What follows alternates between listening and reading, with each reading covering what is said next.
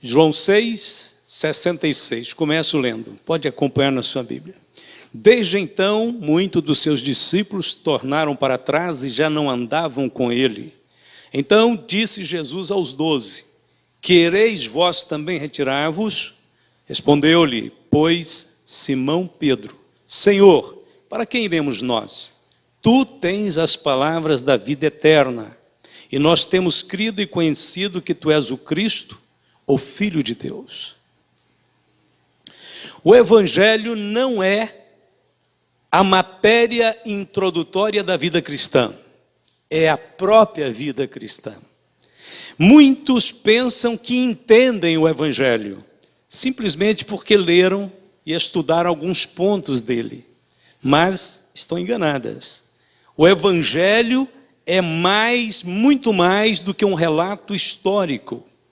Se uma pessoa não entende o Evangelho, também não deve querer estudar sobre a segunda vinda de Cristo, pensando que isso a fará mais espiritual, porque não fará. Preste atenção, o arrebatamento será plenamente compreendido quando ele acontecer. Mas o Evangelho será estudado por toda a eternidade. Os pregadores modernos estão deixando de pregar o Evangelho para pregarem coisas inúteis. Por exemplo, é muito comum hoje você ver falar de réplicas dos objetos do tabernáculo. Por exemplo, a Arca da Aliança, o candelabro. Há pouco tempo aí, alguns tempos aí para cá, tem havido verdadeiras apresentações do toque de chofar dentro das igrejas, trajes sacerdotais e outros objetos do simbolismo judaico estão sendo trazidos para o meio evangélico e sendo apresentados como portadores da bênção de Deus. Por isso tem pessoas convertendo hoje que está crendo na réplica da Arca da Aliança que está lá dentro da igreja. Ele tem que tocar nela quando chega no culto. Ele tem que orar ali perto daquele objeto. Esses objetos teve o seu simbolismo, teve o seu papel de importância no passado. Hoje não. Hoje nós temos a realidade, a essência.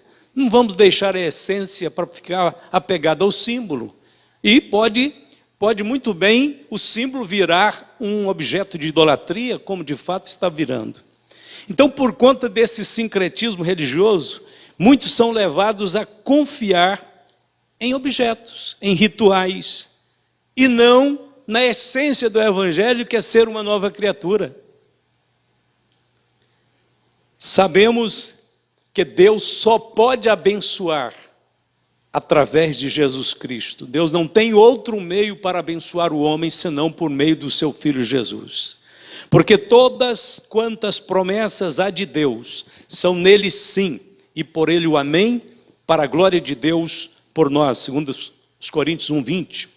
Os crentes verdadeiros não querem ouvir sobre prosperidade material, sucesso pessoal, poder do carisma, influência pessoal. Os crentes verdadeiros não querem ouvir essas mensagens, essas pregações.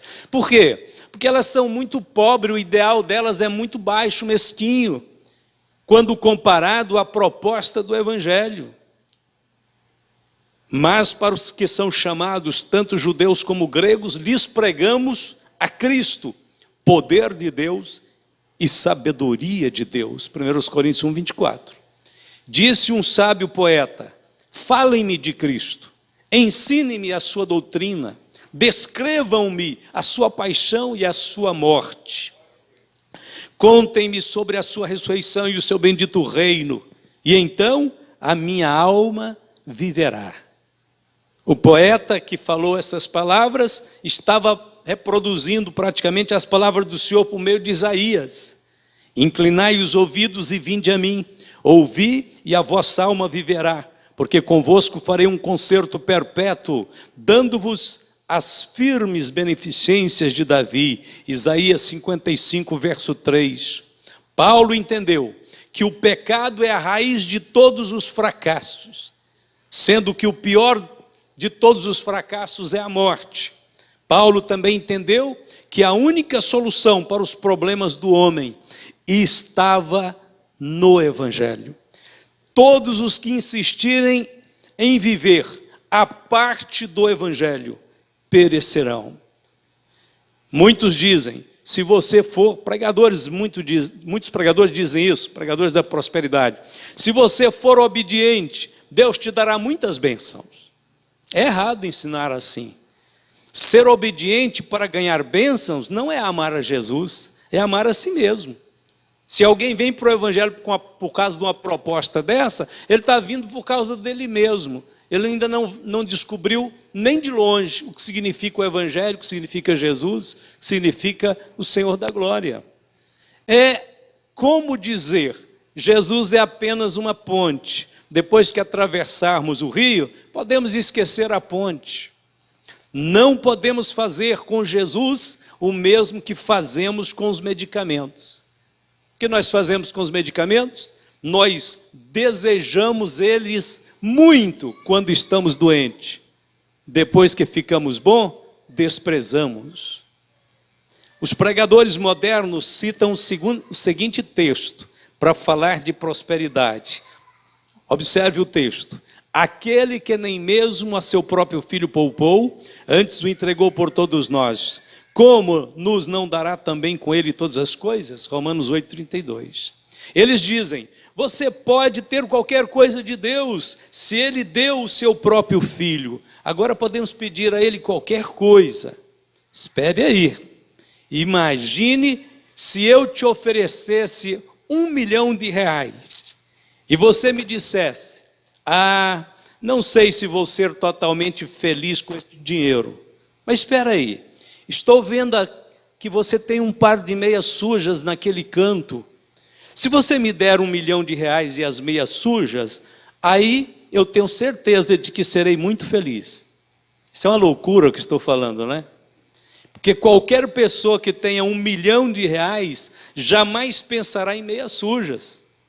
Porém, é isso que muitos estão fazendo. A igreja atual, essa igreja formal, diz que tem Cristo, mas vive chorando por coisas supérfluas.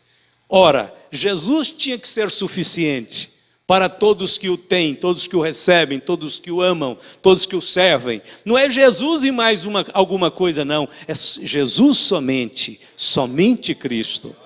Muitos dizem, eu já tenho Cristo, mas eu só serei plenamente feliz se tiver um carro novo. Invalidou o Evangelho. Você já pôs a perder tudo que Jesus fez, pelo menos para a sua vida. Claro que a eficácia do Evangelho é a mesma, mas para quem crê dessa forma, não existe eficácia no Evangelho, porque o Evangelho só funciona com mais alguma coisa. E essa mais uma coisa que vem, é tirar toda a virtude que o Evangelho produz, manifesta, porque Cristo salva-nos sozinho, ele sozinho é completo para todos que o amam. O texto de Paulo, lá de Romanos 8,32 que eu li, pode significar também as seguintes palavras: o que mais podemos querer além de Cristo?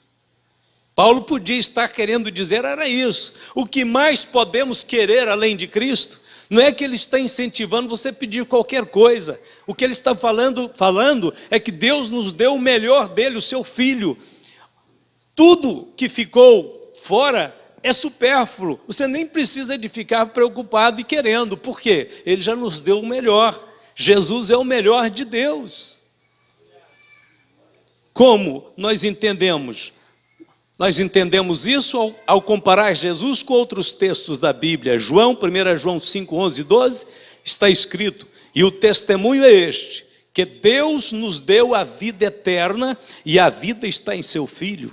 Quem tem o Filho tem a vida, quem não tem o Filho de Deus não tem a vida. Qualquer pessoa dará tudo o que tem pela sua vida. Um irmão sofreu um acidente, estava no seu veículo, a sua família sofreu um acidente, o carro capotou, acabou, estragou, destruiu tudo, mas quando eles se deram conta, saíram do carro, ele viu que a família dele inteirinha estava bem, sem qualquer dano, estavam todos com vida, estavam todos ali de pé. Então eles abraçaram e disseram: está tudo muito bem, nós continuamos felizes, porque o carro se foi, mas a vida permaneceu. É tudo que nós queremos, é estarmos com vida. Então o Senhor Jesus, João diz que Ele é a vida, e quem tem o Filho tem a vida, quem não tem o Filho não tem a vida. Precisamos então discernir, esse é o grande ponto da vida cristã verdadeira, discernir o que é valioso daquilo que não é valioso. A igreja atual está chamando coisas supérfluas de valiosas e nem conhece as coisas valiosas, nem sabe por onde elas andam. E por isso fica inventando uma porção de moda na igreja que não tem nada a ver com o reino de Deus, que não tem nada a ver com a prioridade central da vida cristã, que é Cristo. Se nós entendemos que Cristo é valioso, então Ele será tudo para nós. Se entendemos que a vida é preciosa, então Cristo é a nossa vida, Ele será precioso para nós. Não precisamos de Cristo e mais alguma coisa. Isto tem que ser algo definido na vida do cristão. Não precisamos de Cristo e mais alguma coisa, nós só precisamos de Cristo. Os pregadores antigos só pregavam Cristo e a sua salvação. Este era o tema deles. Às vezes os pregadores ficam procurando alguma coisa para acrescentar ao Evangelho, no intuito de atrair os seus ouvintes. Mas isto é errado. Toda vez que eles querem florear o Evangelho, fazer uma oferta extra dentro do Evangelho, que não condiz com a obra de Cristo, com aquilo que Ele veio trazer para nós de verdade, há uma deturpação do Evangelho, há uma diluição do Evangelho, e o Evangelho diluído já não é mais Evangelho. É Cristo somente, somente Cristo. Na Reforma havia 5 grandes somente, né? Era fé somente, Cristo somente, graça somente, Bíblia somente, era os solas Cristo, solas Escrituras, e por aí vai. As grandes colunas fundamentais da Reforma foi exatamente esse retorno, que já estava, naquele tempo a igreja estava tão distante, tão longe, que muitos nem sabiam o que poderia significar essas coisas. Então, quando os pregadores procuram acrescentar na pregação do Evangelho genuíno alguma coisa a mais, no intuito de querer atrair os seus ouvintes, ele já está desviando os seus ouvintes a não ter uma conversão genuína, que ele pode converter-se, ou pelo menos aparentar uma conversão, mais em torno daquilo que foi acrescentado do que daquilo que de fato é a essência do Evangelho. Paulo escreveu: porque nada me propus saber entre vós, senão a Jesus Cristo e este crucificado. Então, a pergunta é esta: apenas a salvação não basta? É preciso mais? Você estava perdido, você ia para o inferno, você não tinha esperança, sua vida ia terminar e acabou os seus dias, você entraria num estado de condenação eterno. Agora chega a salvação, chega o Salvador, cancela o que era impossível, os seus pecados, apaga a sua dívida. Salvação somente não é suficiente. Se você viver a vida inteira na terra, pobre, paupérrimo, mas tendo a certeza da sua salvação, você já não é um homem ou uma mulher rica? Você já não tem motivo para cantar todos os dias? Claro que tem. Apenas comunhão com Deus não basta? É preciso mais alguma coisa? Eu tenho como pregador inventar mais alguma oferta paralela com isso para motivar o ímpio, o pecador, ou quem sabe alguém que está na igreja até hoje não entendeu isso, para que ele se interesse pelo Evangelho? Quando eu digo assim, olha, os homens se tornaram inimigos de Deus, distanciaram de Deus e levantou-se uma barreira entre Deus e os homens estão perdidos, porque eles não têm Deus, não têm a presença de Deus. Aí vem o Salvador e faz uma aliança e reconcilia o homem com Deus. Não basta, esta mensagem do Evangelho não é suficiente.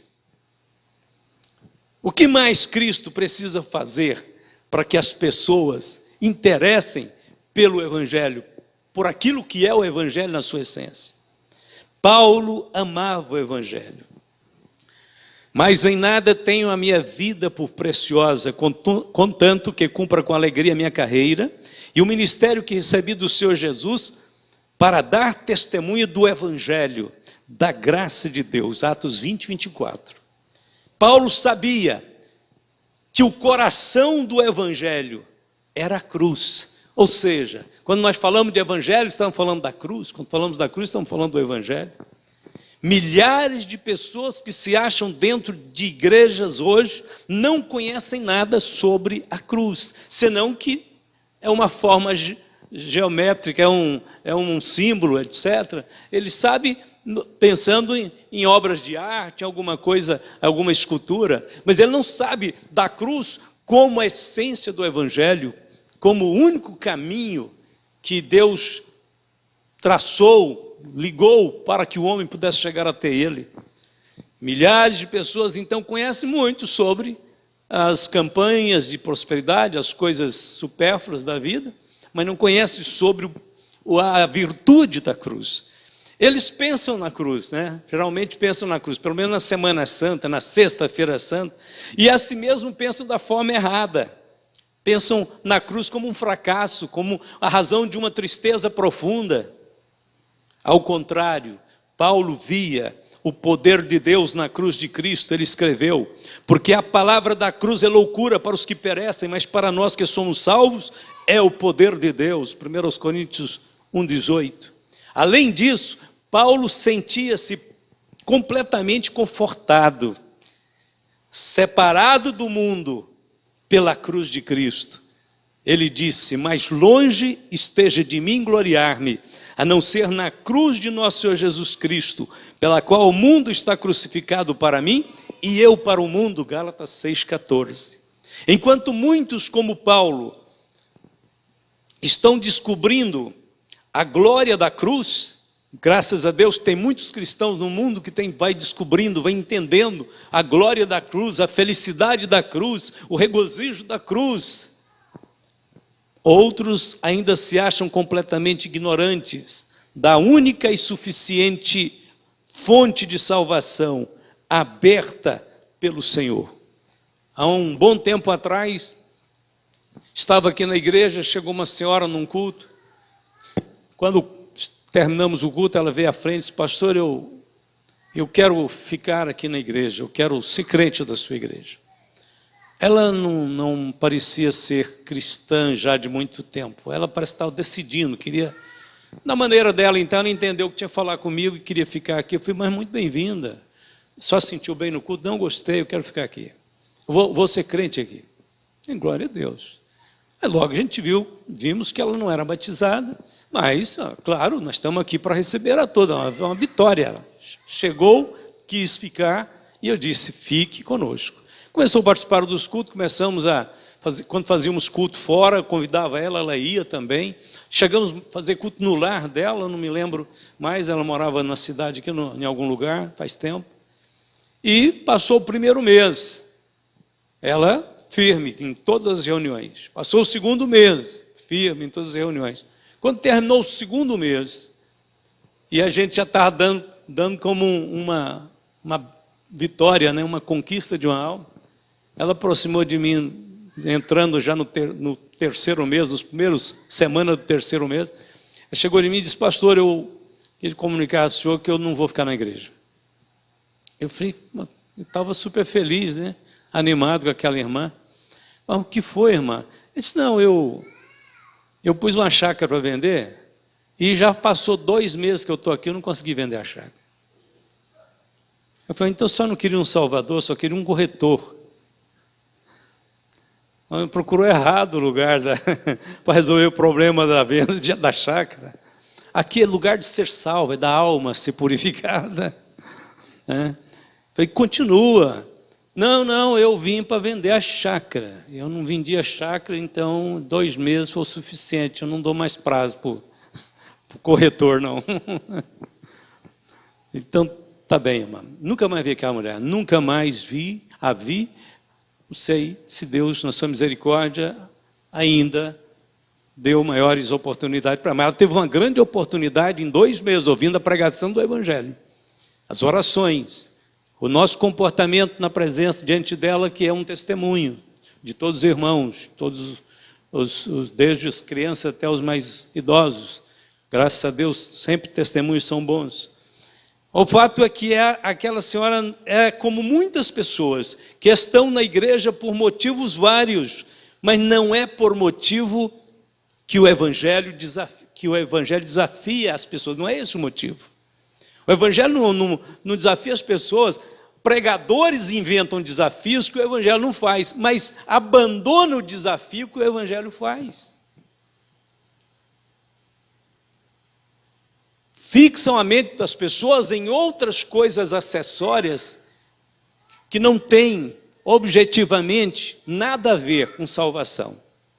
E aquilo que é essencial, que é o contato do homem com Deus, que é a reconciliação do homem com seu Criador, que é as pessoas se voltarem para a posição de dar centralidade em Cristo em suas vidas, dar preeminência ao Criador e ao Salvador na sua vida, no seu lar, não é dado essa ênfase, não é ensinado, não é pregado sobre isso. Os pregadores modernos, na realidade, não querem Cristo. Os pregadores, boa maioria, não querem Cristo. Eles querem aquilo que eles pregam. O que eles pregam?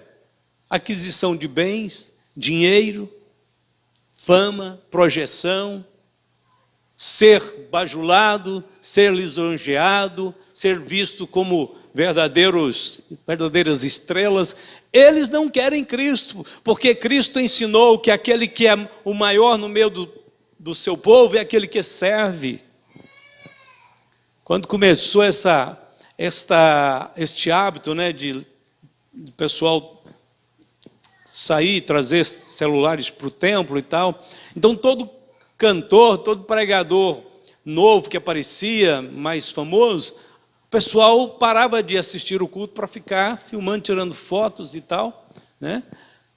E os cantores e os pregadores achando bom, né? Porque eles estavam ali parecendo uma estrela, parecendo um astro, um apresentador.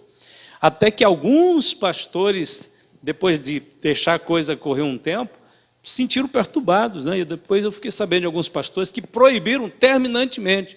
Pode vir quem for aqui agora, vocês não levantam do banco para vir tirar foto de ninguém, não. Vocês ficam quietos por aí, desliga esse celular. Se nós tiver que fazer alguma reportagem, algum registro, nós faremos de forma oficial. Alguém da igreja será nomeado para fazer. Mas nós não vamos abrir mais para todo mundo que quer fazer mais. Eu achei bom, alguns pastores que eu conheço, que eu fiquei sabendo de Goiânia, tomaram essa decisão e impediram, porque não estava mais parecendo culto, de jeito nenhum. É claro que se fosse eu ou um de nós aqui simples, eu não ia ficar querendo tirar foto. Mas bastasse vir alguém com nome um pouco mais de projeção.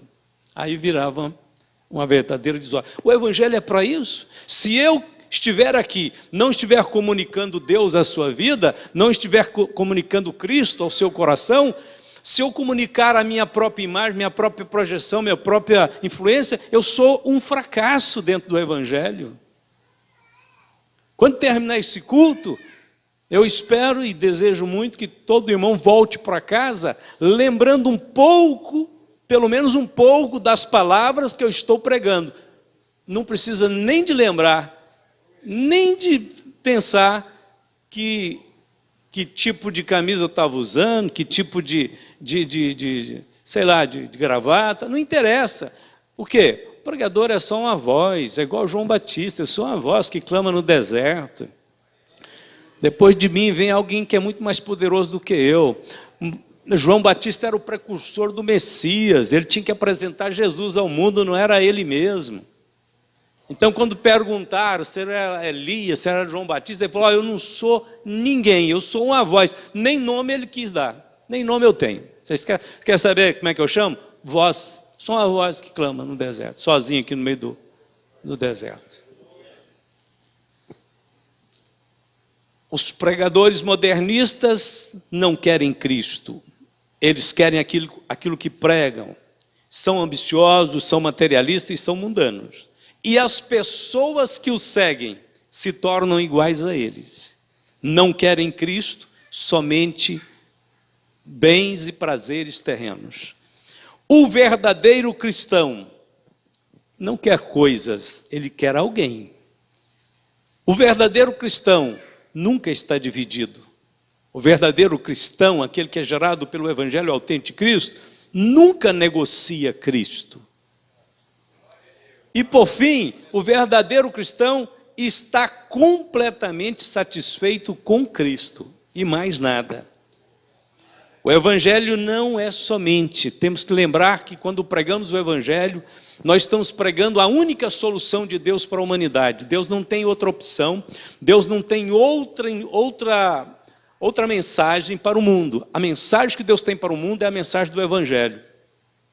E o Evangelho, que é o único que pode resolver o problema central do homem, que é o pecado, ele não é somente para perdoar e justificar, como às vezes muitos acham que é.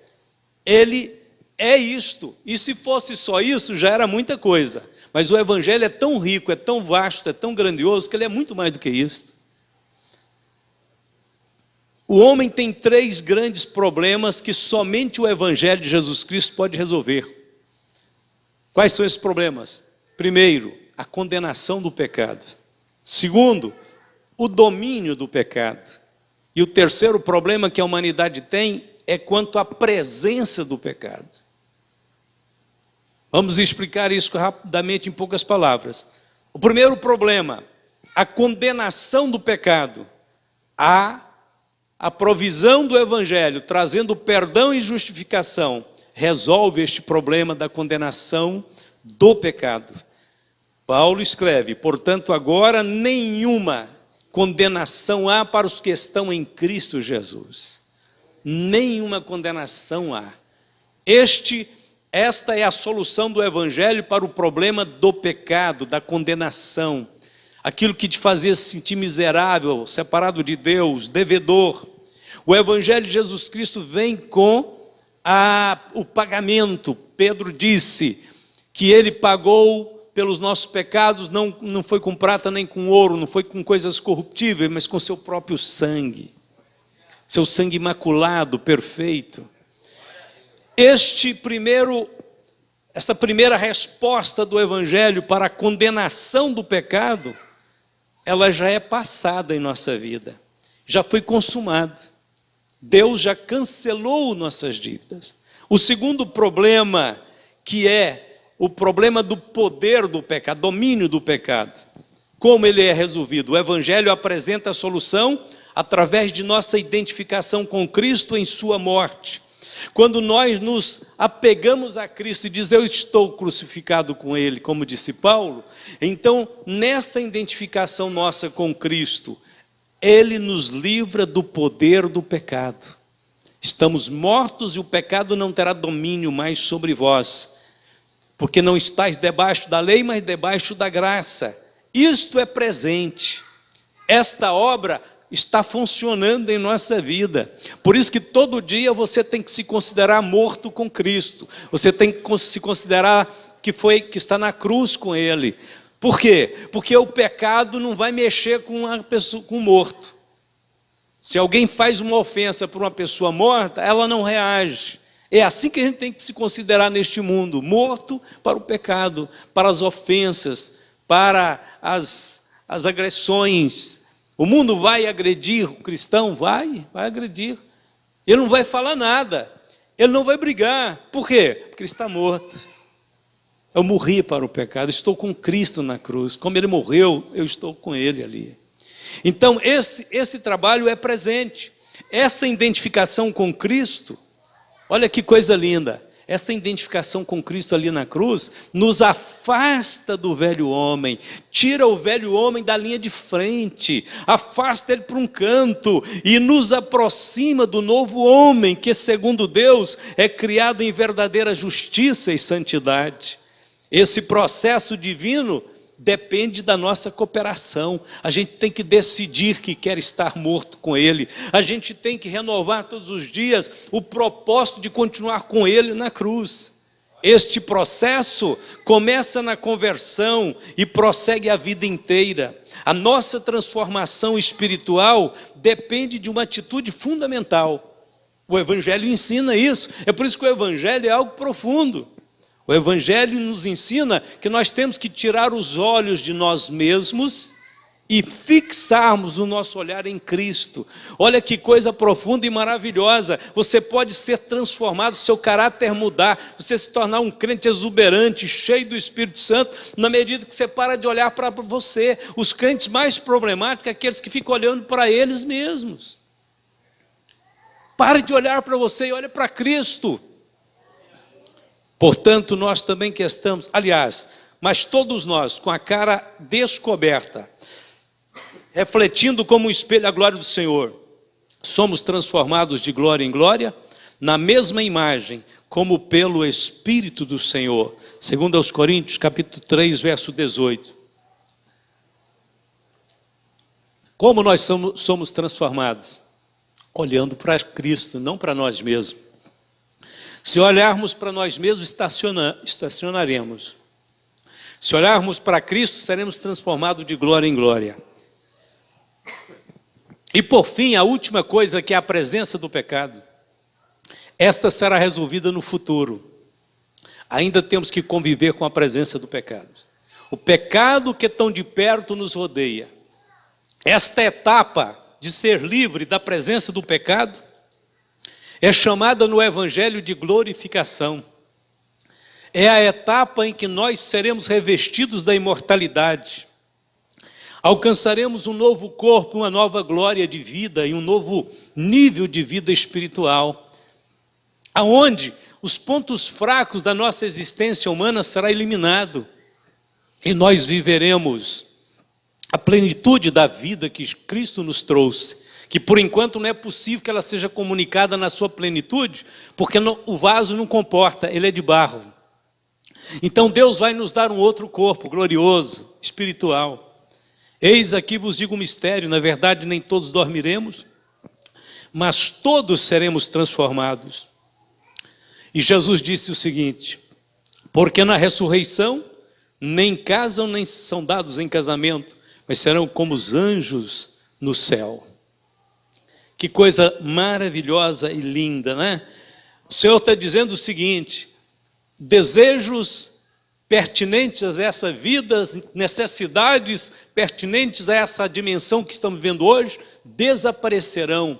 As coisas mais boas deste mundo, mais emocionantes deste mundo, duram segundos. A Bíblia diz que nós entraremos numa dimensão chamada de gozo do Senhor, que será eterna. Imagine o contentamento e a alegria que nós vamos viver para sempre. É mais ou menos aquela alegria de segundos ampliada em toda a eternidade. Isso é pouco? Ah, não, é muito, é grandioso demais. Aliás, se nós continuássemos na nossa estrutura humana, nós não conseguiríamos viver, nós morreríamos. Porque é muita alegria, é muito contentamento entrando dentro do nosso ser, do nosso coração, da nossa alma, do nosso espírito. O que é que Paulo queria? Paulo conhecia o Evangelho, Paulo vivia o Evangelho, Paulo não precisava de nada além de Cristo. Então ele escreveu: mas é grande ganho a piedade com contentamento. Você tem que descobrir essa riqueza do Evangelho, a riqueza de você ter alegria por poder ser santo, por ter piedade, você ter alegria de dizer assim: eu estou fazendo a vontade de Deus, mais do que entrar num carro de luxo, 0 quilômetro para andar. A gente sente bem aqui nesse mundo quando faz isso. Mas Paulo está dizendo: grande ganho é a piedade com contentamento, porque nada trouxemos para este mundo, e manifesto é que nada podemos levar dele. Tendo, porém, sustento e com que nos cobrirmos, estejamos com isso contentes. Paulo foi um homem que construiu sua felicidade em torno de Cristo e do Evangelho. Paulo não passava a noite orando para ganhar coisas. Paulo queria ganhar Cristo. Não queria saber o quanto tinha no banco, mas o quanto ele tinha no coração. Paulo anunciava para todos que Deus era a sua grande provisão. Posso todas as coisas naquele que me fortalece.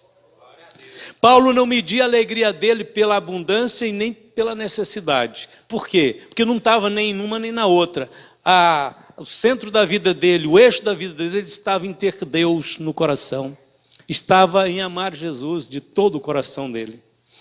As preocupações não permitem que os incrédulos sirvam a Deus. Eles têm que estar correndo atrás dos fracassos, dos prejuízos, das dificuldades. Então, você chama ele para vir na igreja, não posso, estou ocupado, hoje não tem tempo, hoje estou trabalhando até altas horas da noite. Os incrédulos estão tomados por preocupações e estas, por sua vez, impedem que eles sirvam a Deus.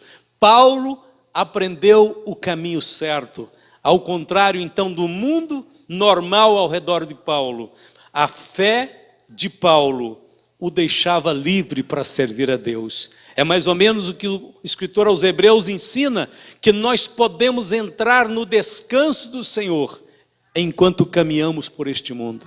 Há uma grande diferença em você debater e ficar cansado para resolver o problema da sua espiritualidade, da sua fé em Deus, da sua comunhão com Deus. Há uma diferença imensa quando você para de fazer tudo isso e diz, eu vou só confiar no Senhor. Aí você entra no descanso do Senhor. Esta a grande triunfo da fé. O triunfo da fé não é te dar uma força descomunal para enfrentar os inimigos e destruir os inimigos. Não, a grande virtude da fé é você parar, ficar quieto e ver Deus trabalhar por você. Deus diz, ficai quietos, estai parados e vede o livramento do Senhor, porque o Senhor pelejará por vós. Você quer o evangelho que Paulo pregava? Ou você quer o evangelho moderno, que eu estou falando aqui, estou tentando separar a palha do trigo. Eu tenho certeza que muitos de nós ficamos tão habituados a ouvir esses evangelhos, esses jargões na televisão, no rádio, para todo lado, que a gente até está acostumando com isso, como se fosse o evangelho genuíno, e não é. Mas você quer crer no evangelho de Paulo, que Paulo pregava? No evangelho que fez de Paulo aquele homem que estava plenamente satisfeito com Cristo? Você quer este evangelho? Paulo disse assim, mas os que querem ser ricos, é porque tem gente que está correndo para as igrejas por causa de riqueza, está correndo, usando o nome de Cristo para fins apenas de realização material, pessoal. Paulo disse, mas os que querem ser ricos caem em tentação e em laço, e em muitas concupiscências loucas e nocivas, que submergem os homens na perdição e ruína. O segredo é, se você tiver alguma coisa, viver como se não tivesse, tendo Jesus como a sua riqueza e nada mais além dele. Tudo mais tem que servir para você servir a Deus. Se alguma coisa começa a te tornar servo dela, se isso não é Cristo, cai fora. Você só pode ser servo de Cristo. Você não pode ser servo da riqueza, você não pode ser servo da diversão, você não pode ser servo da ambição, você não pode ser servo da vaidade. Você tem que ser servo só de Cristo. Se alguma coisa começar a dominar você, às vezes pode ser até a prosperidade, ela se tornou nociva, ela quer ocupar o lugar de Cristo, e o lugar de Cristo não pode ser ocupado por nada e nem por ninguém na nossa vida. É dele, é absoluto dele. Senão não seremos cristãos de verdade. Senão não seremos cristãos de verdade. Qualquer uma pessoa ímpia por aí consegue uma meia religiosidade. Essa meia religiosidade é uma capinha, muito as folhas de figo que Adão queria cobrir e que mostrava a sua nudez. Mas dá para passar nessa sociedade materialista e corrupta, dá para passar parecendo que é uma pessoa muito boa. Mas ela não sustenta e não resiste o escrutínio do Espírito Santo, que quando vem às nossas vidas, quer descobrir as intenções do nosso coração, as razões do nosso ser, os objetivos interiores dos nossos pensamentos e imaginações. É Cristo que ocupa eles? Se for, parabéns, este é o Evangelho de Paulo. Os falsos profetas estão entre nós. Eles pregam o evangelho da prosperidade enquanto permanecem escravos do pecado. Pedro afirmou: estes são fontes sem água, nuvens levadas pela força do vento, para as quais a escuridão das trevas eternamente se reserva. Porque, falando coisas muito arrogantes de vaidades, engodam com as concupiscências da carne e com dissoluções aqueles que se estavam afastando dos que andam no erro, prometendo-lhes liberdade, sendo eles mesmos servos da corrupção. Porque de quem alguém é vencido, do tal faz-se também servo. Paulo, quando falou do seu apostolado, não mencionou prosperidade material como prova de que Deus estivesse com ele. Antes falou das perseguições, açoites e prisões que ele servia por ser o pregador do evangelho genuíno de Cristo. Quando Paulo escreveu aos Tessalonicenses, ele disse: porque vós mesmos, irmãos, bem sabeis que a nossa entrada para convosco não foi vã, mas havendo primeiro padecido e sido agravados em Filipos, como sabeis, tornamo-nos ousados em nosso Deus para vos falar o evangelho de Deus com grande combate. Paulo tinha pregado em Filipos, e de Filipos ele sai e vai para Tessalônica. Depois Paulo vai para outros lugares e manda essa carta. E Paulo está lembrando então de quando ele chegou em Tessalônica, ele está lembrando dos irmãos. E o que ele quer fazer? Ele quer fazer uma defesa do autêntico evangelho que ele pregava. Então ele fala: irmãos, quando nós chegamos aí, vocês bem sabiam o que estava acontecendo. Você fala: mas quem será que contou para eles? Que Paulo estava em Filipos. Naquela época não tinha meios de locomoção rápida. Paulo fez a viagem, saiu à noite, até meio escondido, chegou em Tessalônica, e ele diz assim: os irmãos já sabiam que alguma coisa tinha acontecido com Paulo. Por quê? Sabe por quê? Porque Paulo ainda estava com os pés inchados da prisão lá em Filipos, ainda tinha marcas das correntes no pé dele. As costas de Paulo ainda estavam com vergonhas que ainda sangravam. As suas mãos estavam talvez inchadas também, porque ele ficou amarrado, pés e mãos. Paulo sentia dores nas costas, e nos cultos que Paulo dirigiu, que foram só 3 semanas lá em Tessalônica, Paulo ia levantar a mão para dar glória a Deus, e ele dizia: ai, meu corpo está doendo todo. Então Paulo disse: vocês sabem muito bem como é que nós chegamos aí. Nós tínhamos as marcas de um apostolado. Vocês tinham certeza que nós não estávamos defendendo uma causa vã e nem pequena. Vocês tinham uma certeza ao olhar para mim, porque eu estava dando a minha vida pelo evangelho que eu pregava. Então era uma coisa valiosa, era uma coisa verdadeira. Vocês receberam a palavra, porque o nosso testemunho não foi apenas com a palavra, com a pregação. Vocês receberam o evangelho porque veio sinais. Eu era um sinal vivo de que quem serve a Deus realmente deve dar tudo para Deus. Quem aceita Jesus não aceita pensando, visando em algum lucro imediato deste mundo, não. Por quê? O maior lucro é a sua alma que tem. Quando você o aceita, ele já anulou o pecado, ele venceu Satanás na cruz, ele fez a reconciliação. Então não tem que fazer mais nada. Você pode passar o resto da vida agora sendo perseguido, maltratado, que você é a pessoa mais feliz, mais beneficiada do mundo. Então Paulo disse: vocês sabem muito bem como é que foi as marcas do meu apostolado. Paulo não apresentou nenhuma prova de prosperidade financeira e projeção pessoal. Ele não disse: eu fui bem aceito em Filipos. Ele disse: não, lá nós fomos presos. Lá nós expulsamos demônio, nós fomos presos. Irmãos, hoje em dia, qualquer coisa, quase qualquer coisa, serve para algumas pessoas querer abandonar a fé. Abandonar a igreja e, consequentemente, acaba abandonando a fé. Ninguém pode ser provado mais. Se for provado, a pessoa fala: não, mas eu vou sair dessa igreja, eu não vou ficar mais nesse evangelho, não. Eu estou desempregado, eu não estou conseguindo um emprego, eu estou passando alguns problemas de saúde. Paulo, porém, foi provado em tudo isso, perseguição, doença, dificuldades, carência, necessidade financeira, falta de amigos, solidão, abandono. Paulo foi provado em tudo isso. Mas a Bíblia diz, Paulo falando aos Tessalonicenses, ele diz assim: porém, Deus nos aprovou, fomos aprovados por Deus. Coisa maravilhosa, ninguém é aprovado por Deus se não for provado. Se não for provado. Se sua fé nunca foi provada, então você ainda não pode ter certeza que tem uma fé genuína em Deus. Você só vai ter certeza que a sua fé é uma fé cristalina, genuína, o dia que você for provado. E provação não é fácil, não.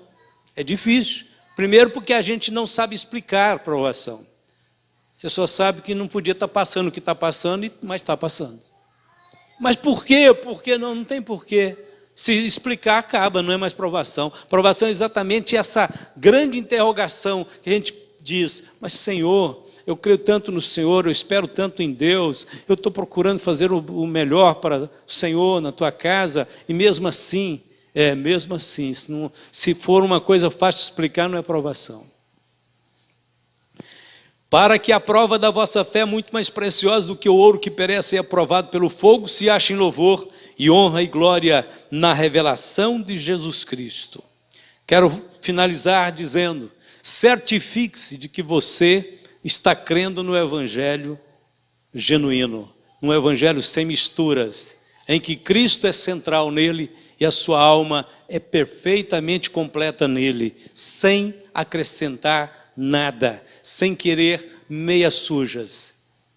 Certifique-se de que Cristo está ocupando o primeiro lugar da sua vida. Há uma historinha bonita que dizem que no segundo século da nossa era cristã, um homem cristão foi levado a um rei que queria forçá-lo a abandonar a fé. E o rei então disse para aquele homem, quando ele foi trazido: se não abandonares a tua fé, vou desterrar-te. O homem, sorrindo, disse: majestade, vossa majestade não pode desterrar-me, porque eu nunca tive lar permanente nessa terra, minha pátria é celestial. O rei, cheio de ira, lhe disse novamente: então vou confiscar os teus bens, despojar-te de tudo. O homem respondeu: meu tesouro está no céu, o Senhor nunca poderá tocá-lo. O rei, mais encolerizado ainda, disse: então eu vou te matar. O homem disse: faz 40 anos que eu estou morto, morri com Cristo, a minha vida está escondida com Cristo em Deus, pelo que o Senhor não poderá causar nenhum dano à minha verdadeira vida. E conta a história que, sem dizer nenhuma palavra, o rei mandou que o homem fosse embora. Muitos vêm para o Evangelho com interesses escusos, falta de revelação. Cristo é apenas um complemento ali, um acessório. Ele não vê Cristo como centro, como preeminência, como absoluto. Fica por aí, roda, anda no nosso meio, canta os hinos conosco, mas está completamente divorciado e desassociado de Cristo, esperando apenas coisas materiais e bens que não duram. E aí fica, e a mensagem está sendo pregada, o Evangelho revelado está sendo ensinado, mas ele está despreparado, desprecavido, e perde a oportunidade de entender a revelação de Deus. E muitas vezes passa alguns meses, algum tempo, 1 ano, 2 anos, às vezes até mais, às vezes consegue até cargo na igreja. Porque a gente, na boa vontade da gente, a gente acha, não, que a pessoa deve dar um bom fruto e tal. E a gente separa uma pessoa para um diaconato, um presbitério e tal, e a pessoa, por qualquer coisa lá na frente, ela abandona tudo, larga de mão. Muitos irmãos falam: mas cadê aquele irmão, estava sentado no púlpito, depois que foi consagrado para ele, sumiu da igreja, aí era mais crente quando era só membro. Porque quando ele era só membro, ele tinha mais espaço para ficar incrédulo dentro da igreja, sabe? Depois que a gente põe ele em evidência, fica mais fácil de vigiar ele, aí ele não dá conta. Aí ele some, ele desaparece. Por quê? Não, Deus me livre. Então, que vocês me puseram agora, não dá para passar por crente fácil, não. Não dá, não. Aí vocês ficam observando de muito de perto. Então, tem muitos que ficam assim, desprecavidos. Irmãos, ainda que muitos abandonem a Cristo, muitos apenas vão rodear em torno de Cristo, nós queremos estar com Cristo. Paulo disse: para mim viver é Cristo, morrer é ganho. Só tem uma razão para estarmos no Evangelho. Nós estamos no Evangelho por conta de Cristo. Cristo é o eixo central da nossa vida, nossas escolhas, nossas decisões. E se faltar tudo, não faltando Cristo, nós ainda temos tudo na nossa vida. Se tivermos, glória a Deus. Se não estivermos, glória a Deus do mesmo jeito. Nós não podemos ficar sem Jesus, não podemos ficar sem este amor grandioso do Senhor. Foi Ele quem nos amou, foi Ele quem nos perdoou, é Ele que está prometendo estar conosco até o fim dessa caminhada e um dia nos dar o céu como morada eterna. Portanto, glória a Ele eternamente. Só Ele tem as palavras da vida eterna e nós temos crido e conhecido que Ele é o Cristo de Deus. Amém? Amém. Glória a Deus. Vamos ficar de pé. Querido Jesus, com todo o nosso coração nós queremos te agradecer e te louvar, porque o Senhor nos escolheu para estar com o Senhor, contigo. E esta é a maior recompensa que nós temos, estar em comunhão com o Senhor, te amar de todo o nosso coração, agradecê-lo, louvá-lo, admirar o Senhor, ouvir tuas palavras, seguir os teus passos, andar com o Senhor para lá, para cá, para onde o Senhor for, do jeito que o Senhor permitir, nós iremos com o Senhor e estaremos com o Senhor neste mundo, nesta vida, nesta caminhada, até um dia estarmos com o Senhor para sempre no céu. Obrigado, Jesus. Abençoe esta igreja, abençoe este povo que busca a tua face e acredita que o Senhor realmente é a fonte única e inesgotável da alegria, da paz, do perdão, da reconciliação. Senhor, pela tua obra na cruz fomos feitos filhos, fomos reconciliados, perdoados. Teu Espírito Santo agora habita em nosso coração para nos lembrar as tuas palavras, para nos transformar conforme a tua imagem, para nos fazer unido a ti, Senhor, em espírito e em verdade. Queremos ser um só com o Senhor. Queremos estar ligados ao Senhor em espírito e em verdade. Obrigado, Jesus. O Senhor é a nossa força, nossa fortaleza, nossa pérola preciosa, nosso amigo fiel, nosso Deus e Senhor de nossas vidas. Obrigado, te louvamos por tudo, hoje e sempre, e todos digam amém. E amém. Está terminado. Deus abençoe o retorno dos irmãos para a sua casa, em nome de Jesus. Não deixe de estar aqui quinta, vai ser interessante, viu?